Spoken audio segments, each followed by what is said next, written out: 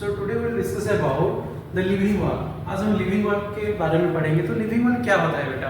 तो living world एक ऐसा जगह होता है जहाँ पर बहुत सारे ऑर्गेनिजम्स, फैसिनेटिंग ऑर्गेनिजम्स यहाँ पर रहते हैं। तो लिविंग वर्ल्ड में बहुत सारे ऑर्गेनिज्म होगा। तो ऑर्गेनिज्म जितने भी होगा उसके बाद क्या होगा? उसके पास लाइफ होगा। तो first we have to know what is life.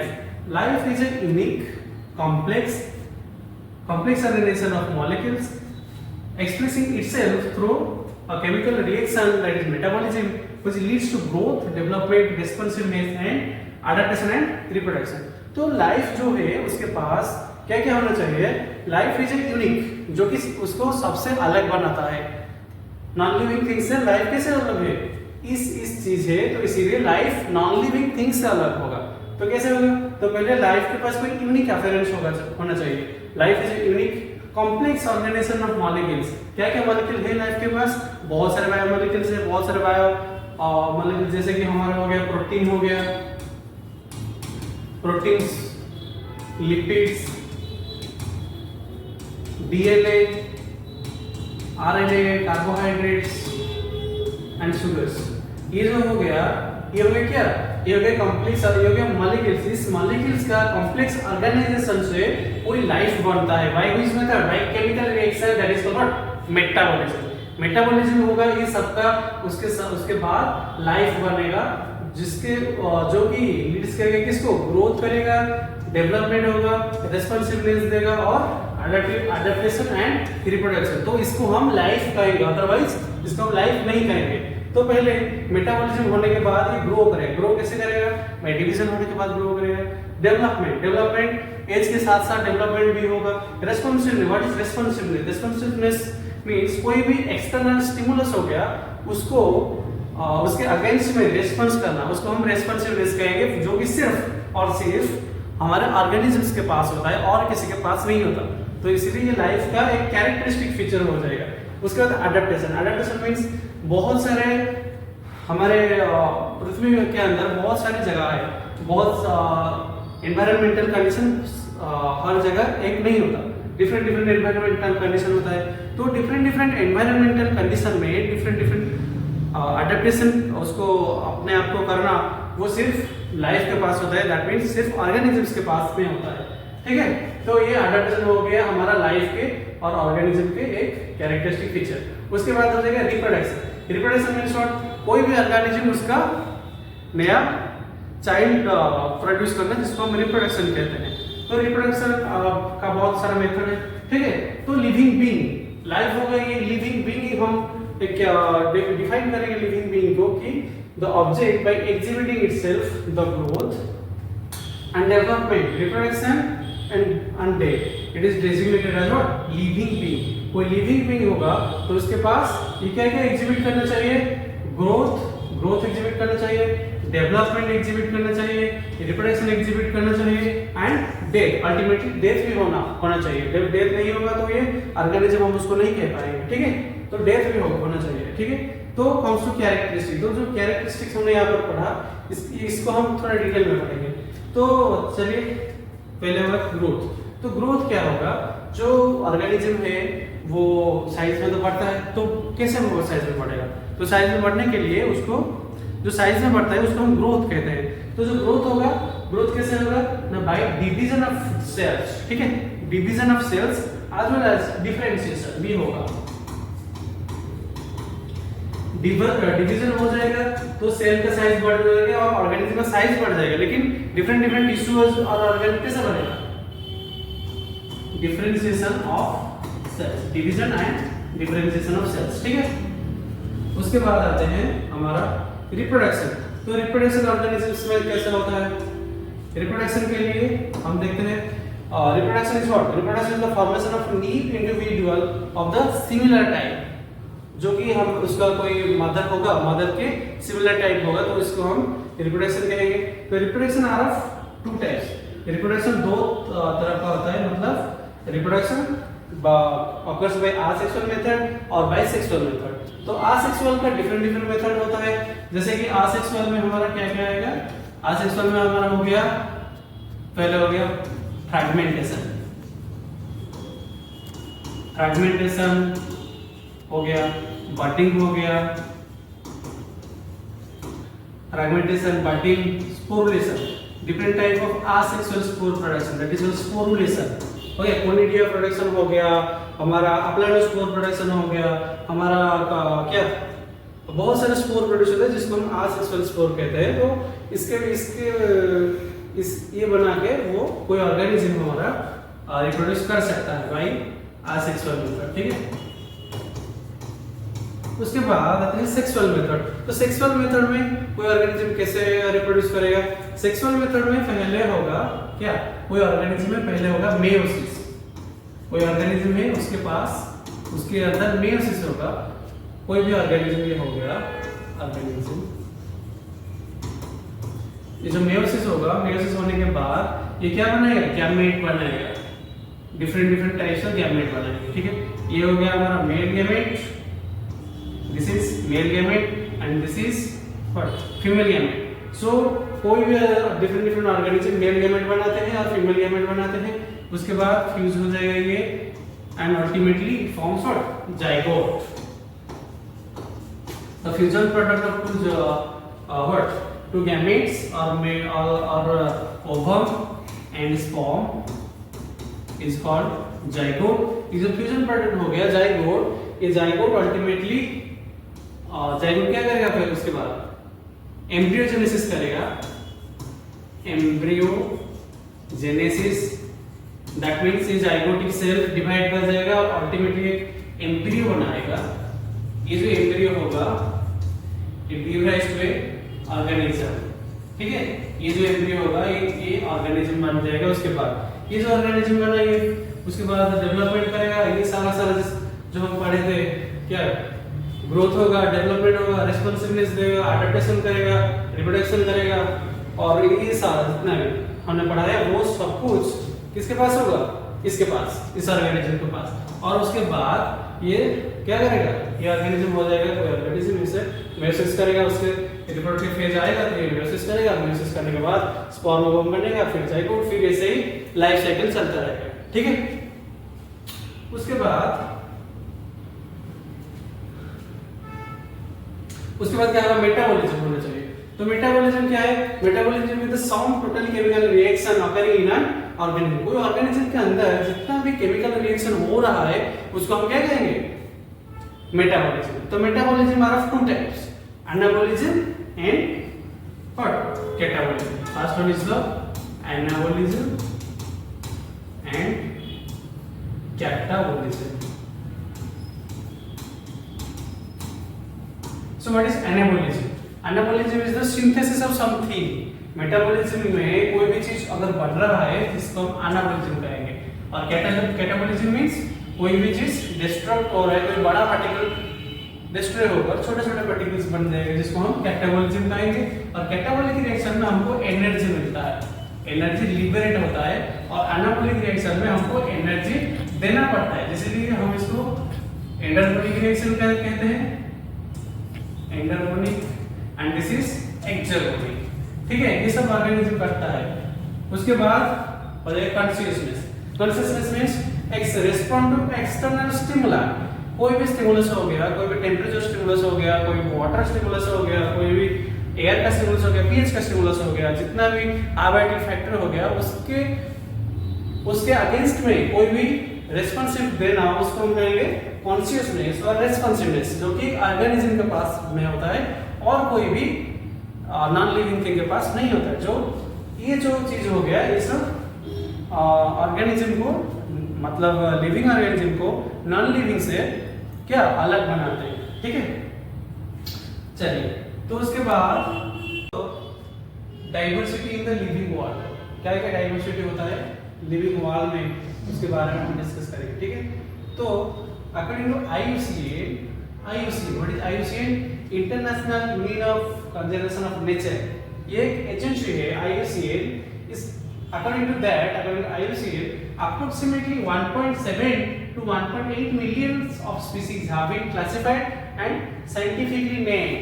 That means इतने सारे जो स्पीसीज हो गया, ये सब साइंटिफिकली क्लासिफाई हो गया है, मतलब उसका क्लासिफिकेशन वो कहाँ पर रहेगा साइंटिफिक कम्युनिटी में, उसको ऑलरेडी क्लासिफाई कर दिया गया है और साइंटिफिकली नेम दिया गया है। मतलब कोई प्लांट हो गया उसका बोटानिकल नेम दिया हो गया है, और कोई भी जूलॉजिकल कोई भी जो एनिमल हो गया उसका जूलॉजिकल नेम दे दिया गया है। ठीक है, तो comes to nomenclature. What is nomenclature? इतना सारा प्लांट हो गया, इतना सारा एनिमल हो गया, इतना सारा बैक्टीरिया हो गया, इतने सारे ऑर्गेनिजम्स हो गए, तो इसको कैसे हम पहचानेंगे? तो इसको हम पहले जब साइंटिफिक क्लासिफिकेशन नहीं हुआ था, तो साइंटिफिक नोमेनक्लेचर नहीं हुआ था, उससे पहले हम सब कुछ प्लांट हो गया, ऑर्गेनिज्म हो गया, उसको हम कैसे जानते थे? By local name. Okay, local name और वर्नाकुलर नेम। ठीक है, तो उसके बाद साइंटिफिक नोमेनक्लेचर, साइंटिफिकली नेम जो एजेंसी उसको देगा, वो उसको हम उस प्रोसेस को हम नोमेनक्लेचर कहेंगे। ठीक है, नोमेनक्लेचर मतलब नाम देना, किसी कोई ऑर्गेनिज्म का नाम देना, इसको हम नोमेनक्लेचर कहेंगे। ठीक है, तो नोमेनक्लेचर देने के लिए पहले कोई साइंटिस्ट आए जिनका नाम है कैरोलस लिनियस। उनका नाम हमने पहले से जाना है, कैरोलस लिनियस को। तो कैरोलस लिनियस क्या है? वो एक साइंटिस्ट है, वो बाइनोमियल नोमेनक्लेचर दिए। नोमेनक्लेचर मतलब कोई भी प्लांट का नाम होगा, कोई भी ऑर्गेनिज्म का नाम होगा, इसको नाम देने के लिए वो एक नोमेनक्लेचर सिस्टम दिया, उसका नाम था बाइनोमियल नोमेनक्लेचर। बाइनोमियल नोमेनक्लेचर क्या होगा? Binomial nomenclature as the term indicates, binomial means दो नाम होगा, दो नेम। बाइनोमियल मींस दो नेम। यहाँ पर क्या है? दो नेम है। दो नेम मींस कोई एक स्पीशीज होगा, सॉरी पहले जीनस होगा एंड उसके बाद क्या होगा? स्पीशीज होगा, जीनस एंड स्पीशीज। तो जो लिनियस थे उन्होंने दो नाम दिया, मतलब बाइनोमियल नोमेनक्लेचर सिस्टम दिया, जहां पर क्या होगा? एक जीनस होगा, एक स्पीशीज होगा, दो नाम। इसको हम कहेंगे जेनेरिक एपिथेट। जीनस को क्या कहेंगे? Generic epithet. ठीक है, एंड स्पीशीज को हम कहेंगे स्पेसिफिक एपिथेट। क्या कहेंगे? Specific epithet. तो generic epithet and specific epithet इन्होंने नाम दिया, और उसके बाद उनका नाम मतलब कोई जो अथर जो प्लांट को पहले नाम दिया है, उनका नाम पहले उनका नाम उसके बाद एब्रिविएशन फॉर्म में लिखा हो। Abbreviation, this is the abbreviation form author name. Linnaeus थे अथर, जिन्होंने नाम दिया, उनका नाम क्या है? अथर। तो अथर का नाम कैसे लिखा होगा? एब्रिविएशन फॉर्म में। ठीक है, abbreviated form, ABREVIATED, abbreviated form में किनका नाम लिखा होगा? जो अथर होगा, जिन्होंने जो प्लांट का नाम पहले दिया है। ठीक है, ये हो गया जेनेरिक एपिथेट, और जीनस ये हो गया स्पेसिफिक एपिथेट, और स्पीशीज ये हो गया क्या? अथर साइटेशन, अथर का नेम जो कि एब्रिविएटेड फॉर्म में है। लिनियस का लिन हो गया। और एक नाम और कोई एग्जांपल हम देखते हैं। उसके बाद हो गया ओरिजा सटाइवा। क्या हो गया? Oryza sativa. ओरिजा सटाइवा किसका बॉटनिकल नेम है? Oryza sativa is the botanical name of what? Rice. ठीक है, ओरिजा सटाइवा ये नाम किसने दिया था पहले? लिनियस ने ही दिया था। तो इनका नाम भी यहाँ पर एब्रिविएटेड फॉर्म में लिखा हुआ। और ये जो हो गया, हमने यहाँ पर दो अंडरलाइन अलग अलग से क्यों किए? क्योंकि इसका रूल है, बॉटनिकल नोमेनक्लेचर हो गया, कोई भी नोमेनक्लेचर का रूल होगा, पहले नाम के बाद हम अगर हैंडराइटिंग हाथ से लिख रहे हैं इसका नाम, तो हमको क्या करना होगा? अलग अलग में अंडरलाइन करना होगा जीनस और स्पीशीज, और जेनेरिक एपिथेट और स्पेसिफिक एपिथेट को अलग अलग से अंडरलाइन करना होगा, जो कि हम बाद में पढ़ेंगे, अभी पढ़ेंगे। ठीक है, तो ओरिजा सटाइवा हो गया इसका botanical name of rice. Botanical name of rice, Oryza sativa. Oryza is what? Origin is the genus or generic epithet, and species is the sativa is the species or the specific epithet. What? Specific epithet. Okay, तो यहाँ पर दो word होगा। पहले होगा मैंजिफेरा indica, ये हो गया ओरिजिन सटाइवा। तो पहला वर्ड होगा जिसको हम जेनेरिक एपिथेट कहेंगे और जीनस कहेंगे, and the second one is the species or the specific epithet, and this is the author citation which is in abbreviated form. ठीक है, तो comes to next page। यहाँ पर क्या है? यहाँ पर इंटरनेशनल कोड ऑफ नोमेनक्लेचर।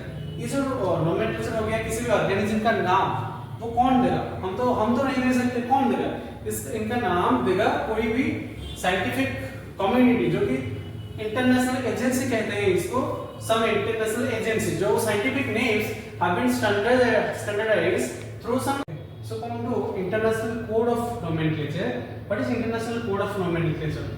कोई भी नोमेनक्लेचर मतलब कोई भी ऑर्गेनिज्म का नाम देने के लिए कोई भी इंटरनेशनल कोड होगा, जो कि इंटरनेशनल एजेंसी के दौरान वो दिया जाएगा। ओके, तो scientific agency, different scientific agency हो गया, like our ICBA, international code of botanical nomenclature, जो कि प्लांट्स को नोमेनक्लेचर, प्लांट का नोमेनक्लेचर के लिए होगा। प्लांट को नाम दे, कोई भी नया प्लांट निकला, कोई भी नया प्लांट डिस्कवर हुआ, उसका नाम हम कैसे देंगे? उसका नाम देने के लिए इंटरनेशनल एजेंसी होगा, उसका नाम है क्या? ICBN, international code of botanical nomenclature. Botanical nomenclature हम बॉटनी में क्या पढ़ते हैं? प्लांट्स को ऐसा होगा, ठीक है। उसके बाद ICZ, international code of zoological nomenclature. Zoological nomenclature means कोई भी एनिमल डिस्कवर हुआ, उसका नाम देने के लिए और उसका नोमेनक्लेचर करने के लिए हमको आईसीजेड के रूल के अनुसार उसका नाम देना पड़ेगा, ठीक है। उसके बाद ICNB, international code of nomenclature of bacteria. कोई भी नया बैक्टीरिया हो गया, उसको उसका नाम देने के लिए हमको आईसीएनबी के रूल फॉलो करना पड़ेगा, ठीक है। उसके बाद हो गया ICBCN, international code of virus classification and nomenclature. कोई भी नया वायरस निकला है, कोई भी नया वायरस का कोई भी स्पीशीज आया है, तो उसको उसका नाम देने के लिए आईसीबीसीएन का रूल का फॉलो किया जाएगा, ठीक है। तो जो रूल होगा, what are the rules for binomial nomenclature? Binomial nomenclature के लिए क्या क्या रूल हमको फॉलो करना पड़ेगा, ठीक है। तो पहला रूल हो गया हमारा, biological names are generally in Latin होना चाहिए and written in italics. Biological names, कोई भी बायोलॉजिकल नेम मतलब कोई भी ऑर्गेनिज्म को मिला, उसको हम लैटिन में लिखना चाहिए, लैटिन में इसका नाम देना चाहिए। और रिटिन मतलब कैसे लिखना चाहिए? इटैलिक्स, ऐसे इटैलिक्स, ऐसे हो गया। इटैलिक्स में लिखना चाहिए बायोलॉजिकल नेम्स को, और ये लैटिन ओरिजिन होना चाहिए। नेम जो नेम होगा उसका ओरिजिन लैटिन होना चाहिए और लैटिनाइज्ड करना चाहिए, अगर नहीं तो लैटिनाइज्ड करना होगा, ठीक है। उसके बाद हो गया the scientific name should have two component. Scientific name का दो कंपोनेंट होना चाहिए, जैसे कि हमने पहले पढ़ा था, क्या होगा, क्या होना चाहिए? जेनेटिक एपिथेट, जेनेरिक एपिथेट और जीनस, और क्या होना चाहिए? Species, specific epithet. दो वर्ड होना चाहिए ही चाहिए, हो गया। एक generic name and a specific epithet, ठीक है, जिसको हम कहेंगे genus and this is what? Species, okay. उसके बाद both the words in a biological name when handwritten are separately underlined। इसको हम सेपरेटली अंडरलाइन करना होगा। कोई भी नाम हो, हम बायोलॉजिकल नेम हमने लिखा तो उसको सेपरेटली अंडरलाइन करना होगा, जैसे कि हमने यहाँ पर लिखा ओरिजा सटाइवा, ओरिजा सटाइवा। किसका नाम है ये? किसका नाम है? Oryza sativa is the botanical name of rice, ठीक है। ये जो Oryza sativa botanical name rice का है, ये इसका क्या होगा? लिनियस ने इसका नाम दिया था, लिनियस। तो ओरिजा होगा इसे क्या? जेनेरिक एपिथेट और genus and sativa is the species, ठीक है। तो ये सब सेपरेटली अंडरलाइन करना होगा। अगर हम हाथ से लिखते हैं सेपरेटली अंडरलाइन होना चाहिए, और अगर इसको हम प्रिंटेड फॉर्म में लिखते हैं, लैपटॉप में अगर हम इसको पीडीएफ बनाते हैं या फिर कुछ फाइल बनाते हैं, तो इसको हम किस में लिखना होगा? इटैलिक्स मींस ऐसे लीनिंग वाला, ठीक है। तो next, both the words in biological system separately underline और प्रिंटेड इन इटैलिक्स। प्रिंटेड अगर अगर हम करते हैं तो इसको इटैलिक्स में करना चाहिए। और तो इटैलिक्स क्या इंडिकेट करता है? लैटिन ओरिजिन को इंडिकेट करता है, ओके। लैटिन ओरिजिन होगा तो इसको इटैलिक्स में लिखना होगा। इटैलिक्स लिखना, हम इटैलिक्स में लिख देंगे तो इसको कंसीडर करा जाएगा कि ये लैटिन ओरिजिन है, ठीक है। तो the first word denoting the genus starts with capital letter. कोई भी जीनस होगा तो ये पहले कैपिटल लेटर से स्टार्ट होगा। ये यहाँ पर क्या है? कैपिटल लेटर है। और स्पीशीज का पहला अक्षर क्या होना चाहिए? स्मॉल होना चाहिए, ये रूल्स है, इसको फॉलो करना चाहिए। ओके, ओरिजा का पहला अक्षर क्या होगा? कैपिटल होगा, छठा होगा स्मॉल होगा, कभी भी कैपिटल नहीं होगा स्पीशीज का पहला अक्षर। ठीक है, उसके बाद ठीक है small letter. The first word denoting the genus starts with a capital letter. Starts what? Capital letter. While the specific epithet of the species starts with small letter. Starts with what? Small letter. ठीक है, उसके बाद if a specific epithet has two or more words, कोई भी word होगा, कोई भी एक स्पीशीज का नाम अगर दो वर्ड हो गया तो उसके अंदर एक हाइफन देना होगा। क्या होगा? एक हाइफन देना है। ठीक है, जैसे कि एक एग्जांपल हम यहाँ पर लेते हैं, हिबिस्कस, हिबिस्कस रोजा साइनेंसिस। ओके, हिबिस्कस तो जीनस हो गया, generic epithet of the genus, इसको हमने ऐसे अंडरलाइन कर दिया। तो ये जो एक वर्ड है रोजा साइनेंसिस, रोजा साइनेंसिस, रोजा साइनेंसिस, ये दो वर्ड है बेटा, रोजा एक वर्ड है, साइनेंसिस एक वर्ड है। तो यहाँ पर हम क्या करेंगे? तो यहाँ पर हमको क्या करना है? पहले हिबिस्कस को लिखना है, हिबिस्कस, देन रोजा, रोजा एक होगा और साइनेंसिस, रोजा एंड साइनेंसिस दो वर्ड है, उनके बीच हमको एक हाइफन देना है। ठीक है, तो हिबिस्कस, रोजा, साइनेंसिस। ठीक है, इसको हम क्या करेंगे ना? कंपाउंड स्पेसिफिक नेम्स, इसको कंपाउंड स्पेसिफिक नेम कहेंगे, क्योंकि स्पीशीज जो होगा, जो स्पेसिफिक नेम है वो मोर देन वन वर्ड से बना है, इसलिए हम कंपाउंड स्पेसिफिक नेम कहेंगे। ठीक है, तो ठीक है, आज के लिए इतना ही। तो नेक्स्ट वीडियो में हम और कुछ वीडियो बना के हम आपको देंगे। ठीक है।